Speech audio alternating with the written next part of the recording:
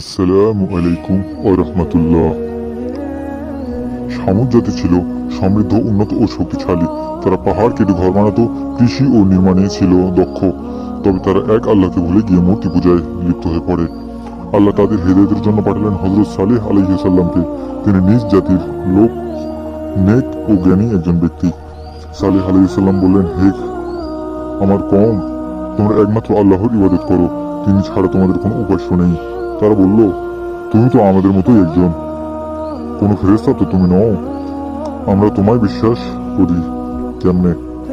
তারা বলল, যদি সত্যি নবী হও তাহলে এই শক্ত পাহাড় কেটে একটি জীবিত উষ্ট্রি বের করো। আল্লাহর কুদরতে এক বিশাল গর্ভবতী উষ্ট্রি পাহাড় থেকে বের হলো। এটা ছিল আল্লাহর পক্ষ থেকে স্পষ্ট নিদর্শন। সালেহ আলাইহিস সালাম বললেন, এই উষ্ট্রির জন্য একদিন পানি নির্ধারিত, তোমরা পরদিন ব্যবহার করবে, কেউ যেন ক্ষতি না করে। কিছু লোক ঈমান আনলো, কিন্তু অধিকাংশ লোক বলল, এটা তো কোনো এক জাদু। তারা কুপিত ও রাগান্বিত হলো। দুষ্ট লোকেরা মিলে উটটিকে হত্যা করার পরিকল্পনা করলো। তারা সালেহ আলাইহিস সালামকে ভয় দেখাতে চাইল। একদল দুষ্ট লোক উটটিকে হত্যা করলো। তারা খুশিতে চিৎকার করতে লাগলো।